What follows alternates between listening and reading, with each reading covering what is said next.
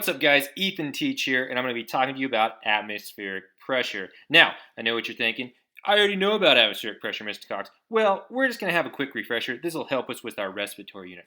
Now, the first thing to know about atmospheric pressure is it is all around us at all times, unless you're in space. So, how much pressure? About 14.7 psi. So, let's take a look at what that looks like. So, here we have a square foot. Okay, this has been taped out on my wall. And 14.7 psi means there's about 2,000 pounds pressing against this square foot. So, how is my house still standing when I have 2,000 pounds pressing out on this wall? Well, it's very simple. It's also on the other side pressing back. Same thing with the body. So let's take a look at the person. So here we have a guy. He's at sea level. Okay, if you're above sea level, the pressure is a little bit lower. Here we have a guy with 14.7 pounds of pressure pressing on every square inch of his body. Now, if we only had pressure pressing down on us, we wouldn't be able to walk because it'd be thousands of pounds. But it's also pressing back up underneath our feet. Okay, you may not be able to feel it, but unless your foot is stuck in mud, the pressure is pressing back up and keeping a balance there. So you don't really notice this. The pressure is also inside your body, so your body's not being compressed all the time. Okay, now, let's take a look at some examples above sea level. So this guy's at sea level in Oklahoma. I think it's about 14.5 or 14.6. But let's look at Mount Everest. Okay, here's a guy on top of Mount Everest. Guess how much pressure he's got? He's got 4.8 psi. That is not enough to live. So what is he going to need to do? Well, there's two things he could do. He could have an oxygen tank, or he could limit his time at this altitude, which is exactly what they do. They have a very short period of time in the death zone up here. So what is a death zone? Well, it's basically an altitude at which you cannot live above. And it's about 6,000 meters above sea level, which is about 9 psi. Okay, so normal at sea level is 14.7. You can live at 9 psi once you have acclimated to that environment. You probably wouldn't want to go right now and attempt that.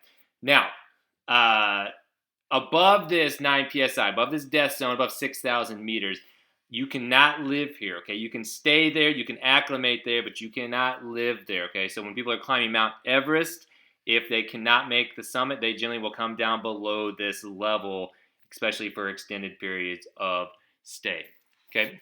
Now, let's look at a suction cup. Now, right now, there's 14.7 psi on both sides of this suction cup, okay?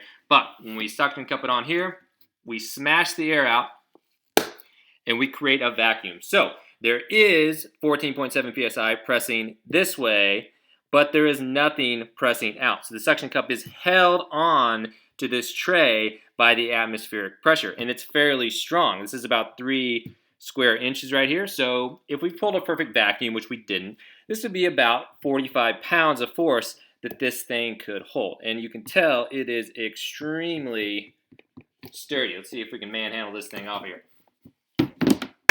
There we go. So that is an example of atmospheric pressure being used to do work. If we create a vacuum, the atmosphere will literally squeeze things together and hold them together. Now, another important concept for the respiratory system is understanding pressure versus volume. So here I have a syringe, okay, sponsored by CVS. Now, we have about 10 milliliters of air in here. If I put my finger over the end here and squeeze it, what is happening to the volume? Good job, Katie. The volume is going down, but the pressure is going up. They are inversely related, and that is an extremely important concept for this unit. Okay, let's look at the other way. Let's put the plunger down. Has very little air in there. Put my thumb over the end. Now the volume is increasing. What's happening to the pressure? The pressure is dropping, okay, because they are inversely related.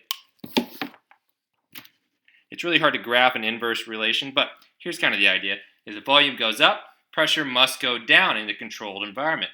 If the volume goes down, pressure must go up. Now, this concept is important because the way the lungs work is not as simple as the diaphragm just smashes into the end of it, into the lungs, and forces air out. Okay, there's pressure, there's volume versus pressure and atmospheric pressure, and they're all in balance or out of balance depending on what you're doing at the time.